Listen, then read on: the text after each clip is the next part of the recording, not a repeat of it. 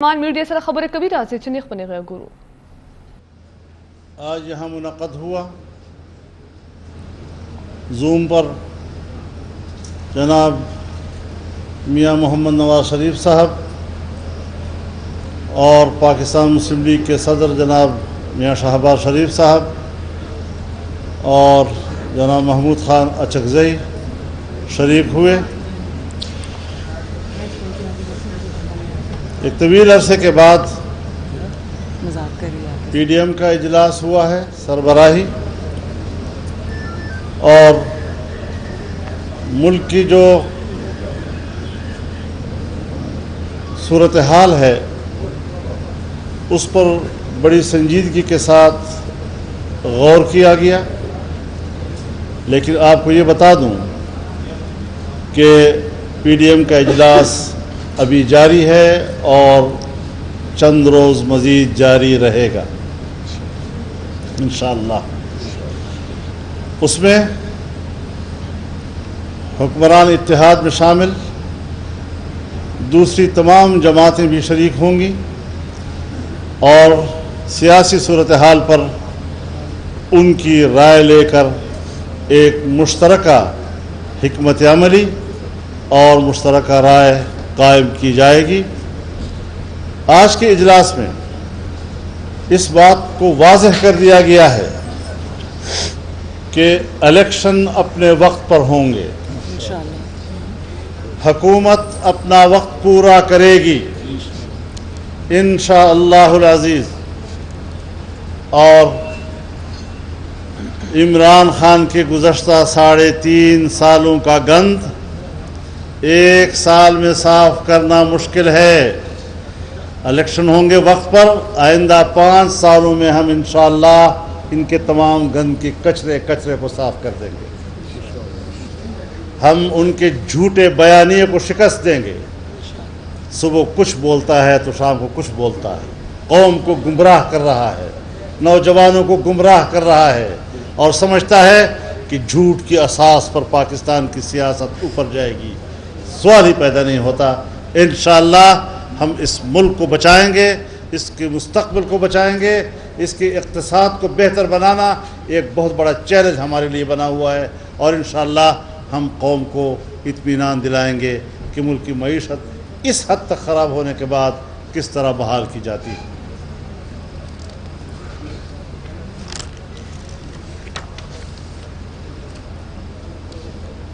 کچھ قراردادیں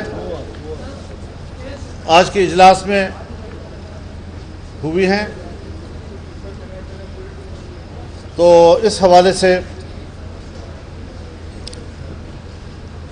جو قرارداد کا متن ہے میں وہ آپ کے سامنے پیش کر دیتا ہوں. پی ڈی ایم کے سربراہی اجلاس میں جمعرات کو، یعنی آج کا دن، متفقہ طور پر منظور کردہ قرارداد میں وفاقی حکومت سے کہا گیا ہے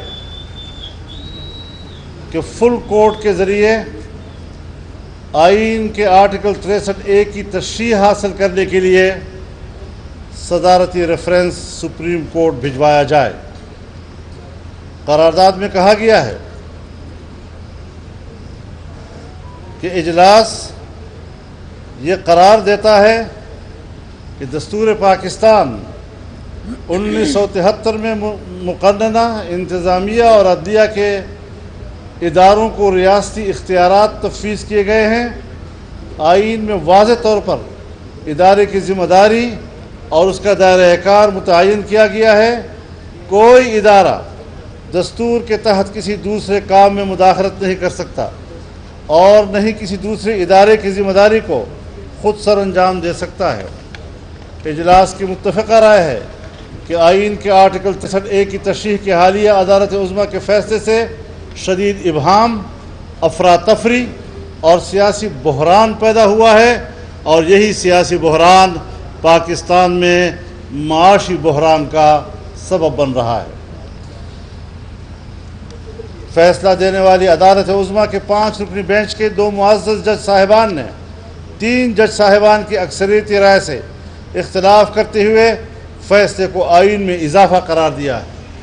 मुल्क की नुमाइंदा सियासी और जमहूरी जमातों ने इस पर अपनी बेचैनी और तहफ़्फ़ुज़ात का इजहार किया है, क्योंकि अदालत उज़्मा के फैसले में तशरीह के दस्तूरी हक़ से तजावुज़ किया गया है, जिससे न सिर्फ एक आइनी और सियासी बहरान पैदा हुआ, बल्कि इसके नतीजे में मुल्क में शदीद सियासी अदम इस्तेहकाम ने भी जन्म लिया है।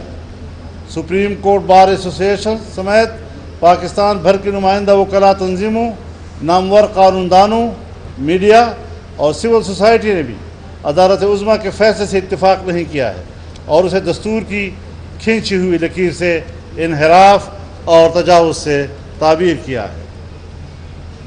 कौमी असम्बली और फिर पंजाब असम्बली में वज़ीर आला के हालिया इंतखाब के दौरान आर्टिकल 63A की तशरीह के तनाजुर में जो अलग अलग मेयारात और तशरीहात सामने आई हैं, उसने सियासी जमातों, वकला बिरादरी, मीडिया और सिविल सोसाइटी के खदशात को दुरुस्त साबित किया है। लिहाजा मुल्क को इस आइनी और कानूनी और सियासी बहरान से निकालने के लिए मुतालबा किया जाता है कि सदारती रेफरेंस सुप्रीम कोर्ट को भिजवाया जाए, ताकि फुल कोर्ट तश्कील देकर इस मामले पर तशरीह हासिल की जा सके। दूसरी करारदाद पाकिस्तान डेमोक्रेटिक मूवमेंट का अहम सरबराही इजलास जो आज मुनक़द हुआ, जिसमें मुत्तफ़क़ा तौर पर मंजूर करदा करारदाद में इलेक्शन कमीशन ऑफ पाकिस्तान से मुतालबा किया गया है कि 8 साल से ज़ेर इल्तिवा फ़ॉरेन फंडिंग केस का फिलफौर फैसला सुनाया जाए। करारदाद में कहा गया है कि पाकिस्तान डेमोक्रेटिक मूवमेंट का ये सरबराही इजलास मुतालबा करता है कि इलेक्शन कमीशन ऑफ पाकिस्तान आइन, कानून और इंसाफ के तकाज़ों के मुताबिक अपनी ज़िम्मेदारी पूरी करते हुए फ़ॉरेन फंडिंग केस का फ़ैसला मज़ीद किसी ताख़ीर के बग़ैर सारद करे। इस ताख़ीर में तशवीश का पहलू ये है कि स्टेट बैंक ऑफ पाकिस्तान के फराहम करदा नाकाबिल तरदीद शवाहिद, सिक्योरिटी कमेटी की रिपोर्ट, गैर जानबदार ऑडिटर्स की फॉरेंसिक तज्ज़िये से तमाम जराइम साबित हो गए हैं। साबित हो चुका है कि PTI ने हर साल इलेक्शन कमीशन से अपने दर्जनों अकाउंट छुपाए, झूठे और जाली बयान हल्फी, सर्टिफिकेट और डिक्लेरेशन जमा कराए। 88 गैर मुल्की शहरियों ने ममनुआ गैर मुल्की फंडिंग की, जिसमें इसराइल और भारत के शहरी भी शामिल हैं। 350 गैर मुल्की कंपनियों ने ममनुआ फंडिंग की। मनी लॉन्ड्रिंग हुई। पार्टी के मरकज़ी दफ्तर के मुलाजमीन के निजी अकाउंट्स के ज़रिए मुल्क के अंदर और बाहर से भारी रकूम जमा की गई। इजलास करार देता है कि ये शवाहिद मुतकाज़ी हैं कि कानून अपना रास्ता ले, लेकिन इलेक्शन कमीशन पुरअसरार खामोशी चादर ओढ़े हुए है। हालांकि साबित शुदा गैर मुल्की फंडिंग जौहरी पाकिस्तान की कौमी सलामती के हवाले से भी एक नहायत संगीन पहलू है, जिस पर आंखें बंद करना कौमी सलामती के मफादात से खेलने के मुतरादिफ है। इजलास महसूस करता है कि इस अहम मुकदमे के फैसले के सामने आने में 8 साल की तवील ताख़ीर ने मुल्क में लाकानूनियत को फ़रोग़ दिया है और इदारों की कमज़ोरी का तासुर मजबूत हो रहा है। ये सूरत हाल किसी जमहूरी मुआशरे के लिए मुफीद नहीं। इसलिए ज़रूरी है कि सियासी जमातों की तंजीम और मालियाती उमूर से मुताल्लिक़ इस अहम मुकदमे में फ़ैसला सादर करके आइन और कानून की हुक्मरानी को यकीनी बनाया जाए।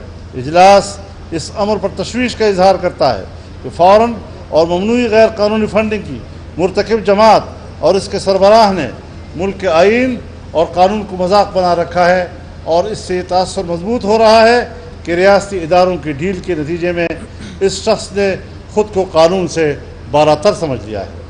इस केस में फौरी फैसला आना इसलिए भी ज़रूरी है ताकि यह साबित हो सके कि पाकिस्तान में आइन और कानून की हुक्मरानी और ताकतवर मुजरिम कानून के ताबे हैं। ये 2 करारदादें हैं, और इसके साथ साथ इस वक्त पाकिस्तान भर में, बलूचिस्तान में, खैबर पख्तूनख्वा में, कराची में और दूसरे पंजाब के इलाक़ों में जो सैलाबी रेले आए हैं, और जिससे दर्जनों हमारे पाकिस्तानी भाई शहीद भी हुए हैं, ज़ख्मी भी हैं, हज़ारों की तादाद में लोग बेघर हैं। ہزاروں کی تعداد میں مویشی جو ہے وہ ہلاک ہو چکی ہے، لوگ بے روزگار ہو گئے ہیں۔ تو آج کے اجلاس نے ان کے ساتھ یکجہتی کا اظہار کیا، ہمدردی کا اظہار کیا، اور حکومت کو مشورہ دیا ہے کہ وہ ان کے تمام قرضے معاف کرے، ان کو آفت زدہ علاقہ قرار دے، اور اس حوالے سے انہیں تمام مراحت ان کو دیے جائیں۔ زیر قرضی سے میں آتے ہیں سارے۔ بہت شکریہ آپ حضرات کا جناب والا، جناب والا۔ باری باری، ایسے نہیں، ایسے نہیں، خالد صاحب آپ بات کریں، ایسے نہیں، خالد صاحب بات کریں۔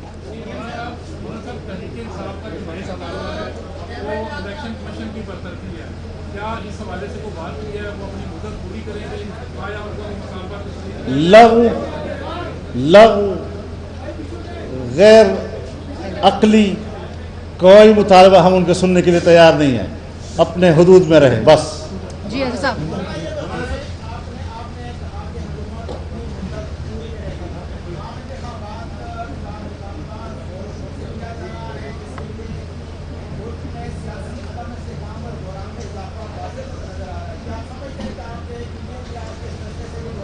دیکھیے میں گزارش کروں آپ سے، ہم ان کے پاور کو سمجھتے ہیں۔ سوشل میڈیا فیک اکاؤنٹس پر ان کا پورے پروپیگنڈے کا دار و مدار ہے۔ ایک جھوٹی خبر کے پیچھے 1000 لائکس فیکس ڈال دیتے ہیں، اور وہ سمجھتے ہیں کہ شاید یہ عوام کی آواز ہے۔ ہم عوام کی آواز کو جانتے ہیں، ہم عوام کی آواز میں رہتے ہیں، اور ہم ان کے یہ جو چھوٹی موٹی تتلیاں آگے پیچھے ہوتی ہیں، ان کی کوئی حیثیت نہیں ہے۔ مضبوطی سے اور سنجیدگی کے ساتھ، بڑے خود اعتمادی کے ساتھ ہم فیصلے کریں گے، اور ہم آگے بڑھیں گے۔ عثمان، ایک منٹ میں دے رہی ہوں جی۔ عثمان، مولانا صاحب، آپ الیکشن کمیشن سے مطالبہ کر رہے ہیں عمران خان کے خلاف ایکشن لے، ان کے ایسے بہت سارے ایسے جرائم ہیں جس کے اوپر حکومت کی بھی ذمہ داری ہے کہ وہ بھی ایکشن لے، حکومت ایکشن کیوں نہیں لے رہی ہے؟ جس طرح اس سلسلے میں حکومت کے اندر حکومتی سطح پر کچھ فیصلے ہوئے ہیں، اور وہ 1-2 دن کے میں سامنے آ رہے ہیں۔ وہ سارے بڑے بڑے جرائم، یہ جرم کا مگرمچھ ہے۔ اس سے بڑا مجرم پاکستان کی تاریخ میں شاید آپ کو ملے گا ہی نہیں، جو قانون سے اپنے آپ کو بالاتر سمجھتا ہے، اب اس کے گریبان میں ہاتھ پڑے گا، اور ایسا آسان نہیں ہے کہ وہ ان چیزوں کو ہضم کرے گا۔ کبھی کہتا ہے جی امریکہ نے مجھے ہٹایا ہے، امریکہ تو تمہیں لایا تھا، حافظ صاحب۔ اور آپ کے گھر کا مکان کا E7 میں کرایہ 8-9 سال تک دیتا رہا ہے، اور جس نے یہ بات کہی ہے وہ کہتے ہیں میں عدالت میں جانے کے تیار ہوں ان کے ساتھ۔ جی حافظ صاحب۔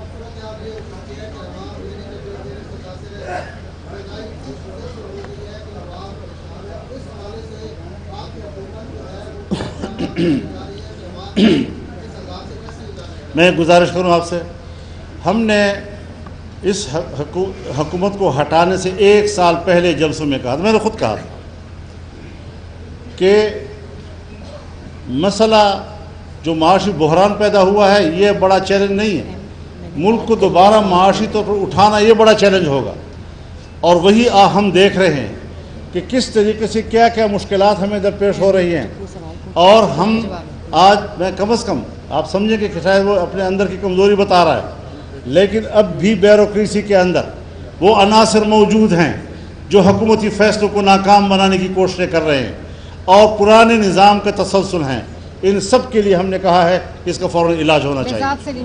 مولانا یہ بتائیں کہ ایک تو آپ نے کہا کہ PDM کا اجلاس جاری رہے گا اور اس میں دیگر جماعتیں بھی شریک ہوں گی، کیا آپ پیپلز پارٹی کو واپس PDM میں شامل کر رہے ہیں، اور دیگر جو اتحادی جماعتیں ہیں حکومت کی ان کو بھی شامل کر رہے ہیں؟ ایک تو یہ میرا سوال ہے، اور دوسرا یہ بتا دیں کیا آپ بھی کوئی سسٹم میں مداخلت ہو رہی ہے، کیونکہ اب تک تو یہی موقف رہا ہے کہ سب نیوٹرل ہیں، کیا مداخلت آپ نے جو بات کہی ہے میں اس کا ذرا ایک اور پہلو سے جواب دینا چاہتا ہوں جی۔ ایک تو سردست یہی فیصلہ ہوا ہے کہ اگلا اجلاس جو ہمارا ہوگا اس میں تمام حکومتی اتحاد کے اراکین سارے شامل ہوں گے، نمبر 1۔ نمبر 2 یہ کہ ملک کی معیشت سے براہ راست جن محکموں کا تعلق ہے ان کو فوراً ہدایات دی جا رہی ہیں کہ وہ منگل کو اور بدھ کو ہمیں بریفنگ دیں اور اپنی کارکردگی ہمیں بتائیں، تاکہ ہم ان پر ان کی مزید آگے رہنمائی کر سکیں۔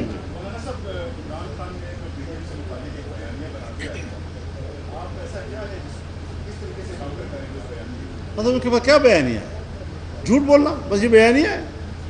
غلط بات کہہ دینا یہ بیانیہ ہے نا. خدا کا خوف کرو یار, آپ لوگ بڑے سنجیدہ لوگ ہیں. الزام لگا دینا تو بس یہ بیانیہ ہے. لہٰذا ان جھوٹے بیانیے اور روزمرہ کے الزام تراشی کی سیاست, اس کے بنیاد میں کوئی نظریہ نہیں ہوا کرتا. اور یہ بیساکھی پتہ نہیں کہاں سے کوئی بیساکھی ملتی ہے.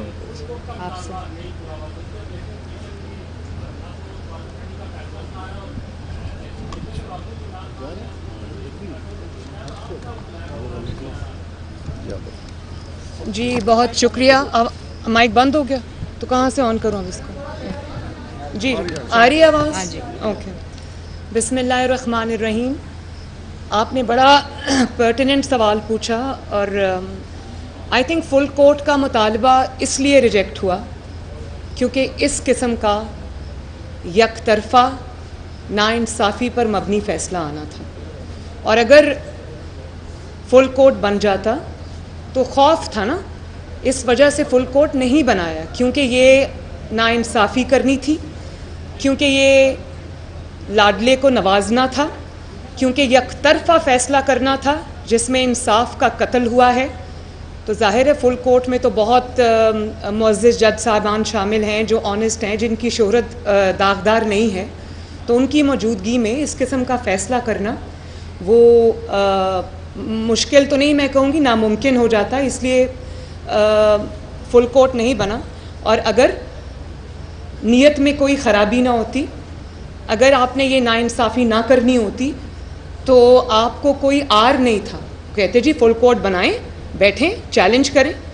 لیکن دیکھیں جب آپ نے چند ہفتے پہلے ایک بالکل فرق فیصلہ دیا اور اس فیصلے میں جو آپ نے پرسوں دیا ہے اس میں آپ نے اپنے پچھلے فیصلے کو خود ہی اڑا کے رکھ دیا, تو ایسی چیز کا جو وہ فل کورٹ تو یہ نہ کرتا. تو ظاہر ہے پھر فل کورٹ تو نہیں بنایا, اسی لیے انکار ہو گیا. مجھے پورا یقین تھا, ہمارے کئی ساتھیوں نے کہا کہ فل کورٹ بنے گا. میں نے ان کو کہا کہ فل کورٹ نہیں بنے گا. فل کورٹ تب بنتا جب انصاف ہوتا اور اس پہ اسٹیمپ لگ جاتی. یہ فیصلہ کرنا تھا تو فل کورٹ نہیں بنا. اب فیصلے کی طرف آ جائیں, مجھے اس پہ بھی بات کرنی ہے. دیکھیں فیصلے میں لکھا, میں ایک ایکسرپٹ پڑھ کے سناتی ہوں قوم کو. Thirdly, if a judge has unconsciously followed an incorrect view of law, he has, by conscious application of mind, the freedom to adopt the correct view of law subsequently. یعنی کہ اگر انجانے میں جج صاحب سے, کسی جج صاحب سے کوئی غلطی ہو گئی ہے تو اس کے بعد اس کو یہ موقع ملنا چاہیے کہ وہ اپنی غلطی کو اس کی تصحیح کرے اور کریکٹ ویو لے لا کا. اب یہ بتائیں کہ غلطی اگر کی تو وہ بھی لاڈلے کے حق میں, اس کی تصحیح کی تو بھی لاڈلے کے حق میں. یہ کیسی تصحیح ہے بھائی, اور وہ کیسی غلطی تھی. اور پھر آپ یہ دیکھیں ہمارے 25 ممبران بھی عمران کی جھولی میں اور چودھری شجاعت حسین صاحب کے 10 ممبران بھی عمران کی جھولی میں. یہ ہے غلطی اور یہ ہے اس غلطی کی تصحیح. تو یہ میں نے پہلے بھی ٹی وی پر, یہ ٹویٹر پہ میں نے لکھا کہ یہ عدالتی قتل ہوا ہے, لیکن اس بار قتل جو ہے وہ انصاف کا ہوا ہے, عدل کا ہوا ہے. میرا خیال ہے کہ غلطی کی تصحیح اگر کرنی تھی تو اقامہ کی غلطی, جس کو پوری دنیا نے, جس کا مذاق اڑایا, پوری دنیا میں وہ ایک رہتی دنیا تک ایک ایسا مذاق بن گیا ہے جس کی کوئی دنیا میں جسٹیفیکیشن نہیں ہے, اس کے بعد تصحیح کرنی تھی. تو عمران خان کو جو آپ نے سرٹیفکیٹ دیا ثاقب نثار نے صادق اور امین کا, آپ اس غلطی کی تصحیح کرتے. اس صادق اور امین نے 4 سال اس صداقت اور امانت کے سرٹیفکیٹ کے ساتھ جو پاکستان کی ہر شعبے میں تباہی کی, اگر آپ نے غلطی کی تصحیح کرنی تھی تو ایک جھوٹے شخص کو, ایک بے ایمان شخص کو, ایک چور کو, ایک مجرم کو آپ نے صادق اور امین بنا کے قوم کے سر پہ 4 سال مسلط رکھا. غلطی کی تصحیح آپ نے کرنی تھی تو آپ جو شوکت عزیز صدیقی صاحب کا ایک بہت سٹارٹلنگ ریولیشن تھا جس نے سب کچھ ایکسپوز کر کے رکھ دیا, آپ ان کی سنتے. وہ ریٹائر ہو گئے لیکن ان کی بات کسی نے نہیں سنی. سپریم جوڈیشل کونسل میں آج بھی ان کا مقدمہ جو ہے نا وہ نہیں سنا جا رہا. وہ شخص اپنی نوکری کی مدت پوری کر کے چلا گیا. تصحیح کرنی تھی تو ارشد ملک صاحب نے اتنا بڑا آن ریکارڈ بیان دیا کہ نواز شریف کے ساتھ جتنی بھی زیادتی ہوئی, جو ناانصافی ہوئی, وہ مجھے بلیک میل کر کے لی گئی. تصحیح کرنی تھی تو اس کی کرنی تھی. آپ بھلے معافی نہ مانگتے, نواز شریف صاحب سے ان کی ہوئی زیادتیوں پر دوربینیں لگا کر آپ دیکھتے رہے کہ نواز شریف کے خلاف دنیا بھر میں کوئی ثبوت مل جائے. وہ آپ کو نہیں ملا کیونکہ ثبوت تھا ہی نہیں. ثبوت اس لیے نہیں تھا کہ گناہ تھا ہی نہیں, جرم تھا ہی نہیں. لیکن آپ نے وہ نواز شریف صاحب کے ساتھ زیادتی کو برقرار رکھا, بلکہ بجائے اس کے کہ تصحیح کرتے آپ زیادتی در زیادتی کر رہے ہیں. اور آپ نے کس طرح کل پرسوں نواز شریف کے ساتھ پھر زیادتی کی وہ بھی سن لیں. پہلے جب نواز شریف جماعت کا سربراہ ہے اور اگر اس کا کوئی مقدمہ آتا ہے عدالت میں تو عدالت یہ تعویلیں دیتی رہتی ہے, جسٹیفیکیشنز دیتی رہتی ہے کہ پارٹی کا سربراہ یا پارٹی ہیڈ ہی سب کچھ ہوتا ہے, اس کے علاوہ اور کوئی کچھ نہیں ہوتا. اور جب لاڈلے کی باری آتی ہے تو چند ہفتوں کے بعد ہی آپ کہتے ہیں کہ پارٹی ہیڈ کچھ نہیں ہوتا, جو ہوتا ہے وہ پارلیمانی پارٹی ہوتی ہے. یہ اس قسم کی باتیں تو کوئی بچے بھی نہیں کرتے آج کل. بہت حیران کن. میں آنیسٹلی جب یہ فیصلہ آیا تو میں یہ دل میں سوچ رہی تھی کہ چیف جسٹس صاحب آپ کیا کر بیٹھے اپنے ساتھ. ہمیں تو عادت ہو گئی ہے اس قسم کے فیصلوں کی. ہمارا تو ووٹ بیس بھی چارج ہو جاتا ہے, ہمارا ورکر کھڑا ہو جاتا ہے, ہمیں فائدہ ہوتا ہے. لیکن کس کو نقصان ہوا؟ میں نے اس دن اپنی پریس کانفرنس میں بھی کہا تھا کہ کوئی توہین ادارے کے اندر سے نہیں, باہر سے نہیں ہوتی. میں ادارے کی توہین نہیں کر سکتی, مولانا صاحب نہیں کر سکتے. ادارے کی توہین ادارے کے اندر سے ہوتی ہے جب اس قسم کے فیصلے آتے ہیں. پھر اس کے بعد عدالت کا کام ہے آئین کی تشریح کرنا, آئین سازی کرنا عدالت کا کام نہیں ہے. اور اگر آپ نے آئین سازی کرنی ہے جو کہ آپ نے کی تو آپ پارلیمنٹ کو تالا لگا دیں. اگر آپ نے وزیر اعلیٰ اور وزرائے اعظم آپ نے مقرر کرنے ہیں تو آپ اسمبلیوں کو, پارلیمنٹ کو, پنجاب اسمبلی کو تالا لگا دیں. اب کچھ بھی آپ کر لیں, پرویز الہی صاحب ہمیشہ کے لیے عدالتی وزیر اعلیٰ کہلائیں گے. وہ عدالتی وزیر اعلیٰ ہے. اس کی وجہ یہ ہے, ایک تو ان کے 10 ووٹ ہیں, اور پھر اس کے بعد آپ کچھ بھی کر لیں ان کو وزارت اعلیٰ حمزہ سے چھین کر ٹرے میں رکھ کر پاکستان کی سب سے بڑی عدالت کے 3 ممبر بینچ نے دی ہے. یہ عنایت جو ان پر ہوئی ہے وزارت اعلیٰ کی, یہ 3 ممبر بینچ کی دین ہے. اور پھر آئین کی تشریح آپ چہرے دیکھ کر اور پارٹیاں دیکھ کر اور پارٹی ہیڈ دیکھ کر بدلتے ہیں.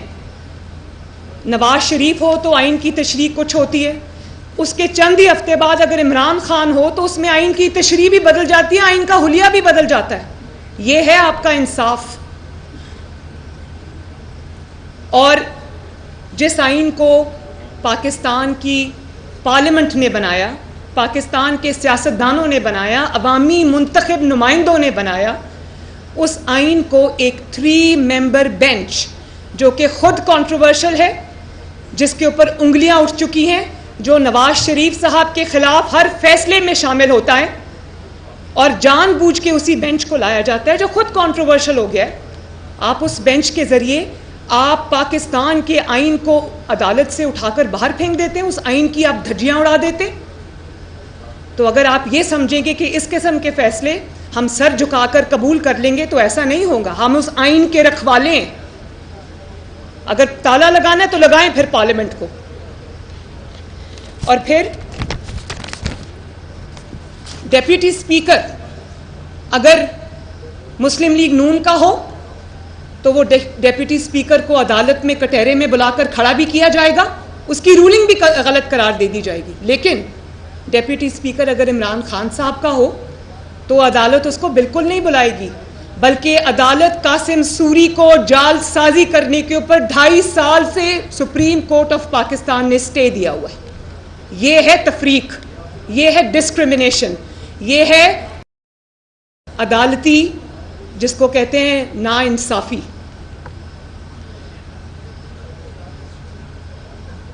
پھر آپ فارن فنڈنگ کیس پہ ابھی مولانا صاحب نے قرارداد آپ کو پڑھ کے سنائی. جو کہ PDM کی جماعتوں نے پاس کی ہے.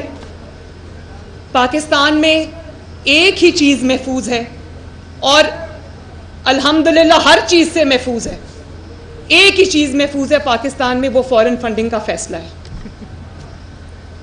8 سال کی تاخیر, سوچیں ہمارے لیے, مطلب میں اور نواز شریف صاحب جس کے نتیجے میں اقامہ نکلنا تھا, باپ اور بیٹی 10 مہینے روز, sometimes 5 days a week, sometimes 6 days a week جج بشیر کی نیب عدالت میں اسلام آباد جاتے رہے.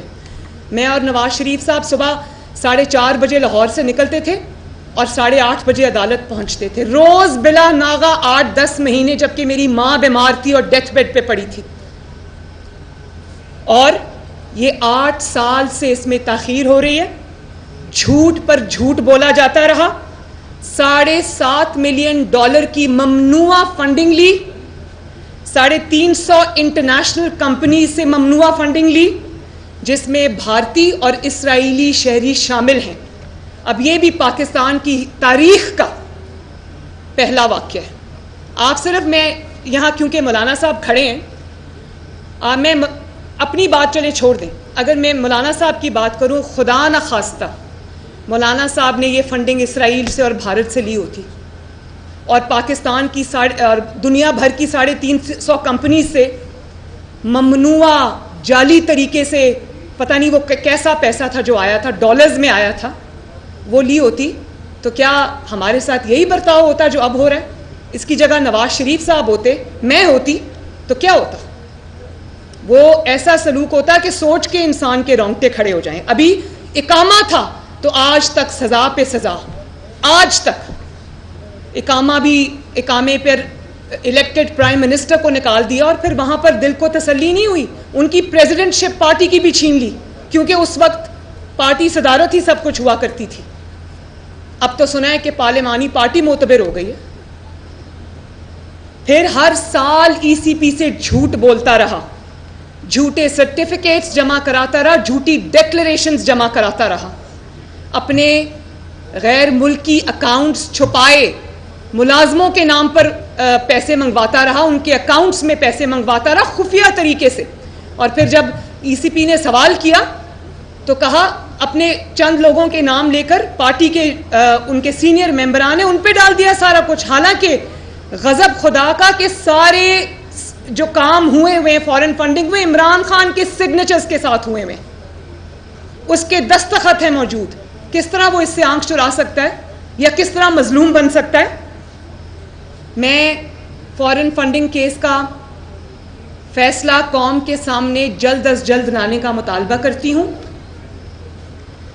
میں الیکشن کمیشن آف پاکستان سے یہ مطالبہ کرتی ہوں کہ جو خفیہ اکاؤنٹس اس نے آج تک خفیہ رکھے ہوئے وہ قوم کے سامنے لائے جائیں.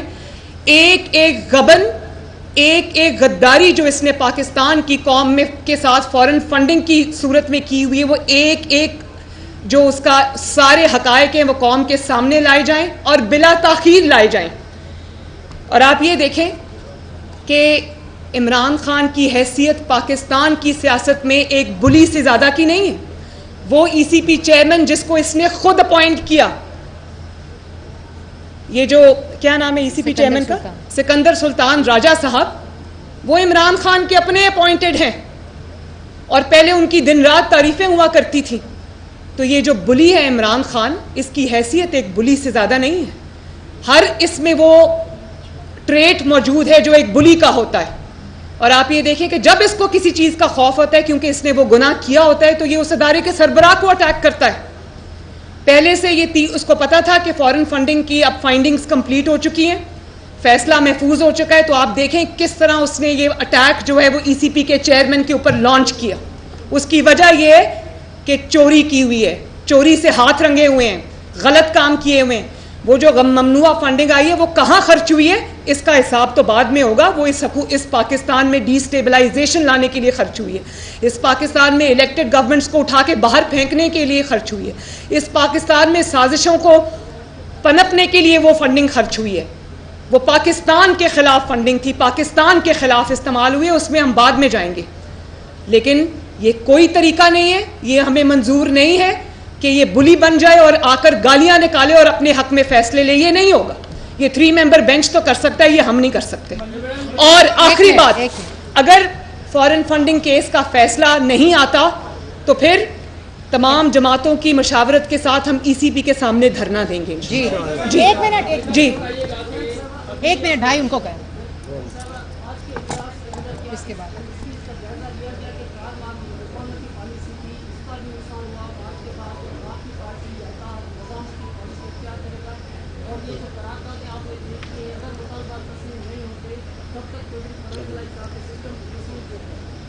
دیکھیں, میں نے ابھی کہہ دیا کہ چودھری پرویز الہی کی حیثیت ایک عدالتی وزیر اعلیٰ سے بڑھ کے کچھ بھی نہیں ہے. اور 10 ممبرز کا کوئی خاص نہیں ہوتا. 10 ممبرز ادھر جاتے ہیں تو ادھر بھی آ سکتے ہیں. اگر ایسی ہی پالیٹکس کرنی ہے تو وہ ہمیں انشاءاللہ تعالیٰ زیادہ بہتر آتی ہے. لیکن جو آپ نے مفاہمتی اور مزاحمتی کی بات کی وہ ذرا سن لیں کہ اگر آپ کے ساتھ ظلم ہوگا, اگر آپ کے ساتھ زیادتی ہوگی, اگر آپ کو لیول پلینگ فیلڈ نہیں ملے گی, اگر قومی ادارے عمران خان کے لیے اداروں کے وقار کو سٹیک پہ لگائیں گے بلکہ قربان کریں گے, تو ہمارا فرض ہے اس کے لیے مزاحمت کریں. یہ ہماری ذات کا مقصد نہیں ہے, یہ پاکستان کا قومی ایجنڈا ہے, قومی مقصد ہے. اس میں یہ کھلواڑ ہم نہیں ہونے دیں گے, مزاحمت کرنی ہی پڑے گی. یہ جب ظلم ہوتا ہے, ظلم کو سہنا ظلم سے بڑا ظلم ہے. جی بتائیے گا کہ چودھری شجاعت حسین نے آپ کا کھل کر ساتھ دیا, لیکن آج ان کو ان کی پارٹی نے ان کے عہدے سے خود ہٹایا ہے. کیا نہیں اس کی وہ آگئی تردید, آپ اپنی جماعت میں قبولیت کی دعوت دیں گے؟ اور اس کے ساتھ ساتھ یہ بتائیے گا کہ پنجاب کی ایک سیکنڈ, لیکن مریم اورنگزیب صاحبہ کہہ رہی ہیں کہ اس کی تردید آ گئی ہے جماعت کی طرف سے. پنجاب کی صورتحال پر کیا حکمت عملی اختیار PDM کر رہی ہے؟ کیا تحریک عدم اعتماد لانے کی کوشش کی جا رہی ہے؟ اس حکومت سے وہ جب ہم وہاں تک آئیں گے تو آپ کو اطلاع کریں گے. آخری سوال. جی مولانا صاحب کہہ رہے ہیں کہ اٹک پار سے مداخلت ہو رہی ہے, اور آج جو جوڈیشل کمیشن کا اجلاس ہوا ہے اس میں جو 5 ججز ہیں ان کو آج اس میں مسترد کر دیا گیا ہے, اور یہ الزام لگایا جا رہا ہے کہ جسٹس قاضی فائز حسن نے حکومت کے ساتھ مل کر یہ سارا ہوا ہے. یہ بتائیے گا یہ جو سارا فیصلہ ہے اس کے پیچھے کوئی مداخلت تو نہیں ہے, کوئی بیک ڈور؟ دیکھیں, آپ نے بات کی کہ وہ 5-4 سے جو فیصلہ آیا ہے, مجھے خوشی ہے اس بات کی کہ وہ جو ایک اینٹی PMLN گروپ بنانا چاہتے تھے سپریم کورٹ کے اندر, اس کو آج شکست ہوئی ہے. وہ کسی اگر پارٹی کو پروموٹ کرنا چاہتے تھے, کسی کے خلاف ایک گروپ بنانا چاہتے تھے, مجھے خوشی ہے کہ وہ ریجیکٹ ہوا ہے آج. جی بس آخری سوال پلیز. جی خالد صاحب. جی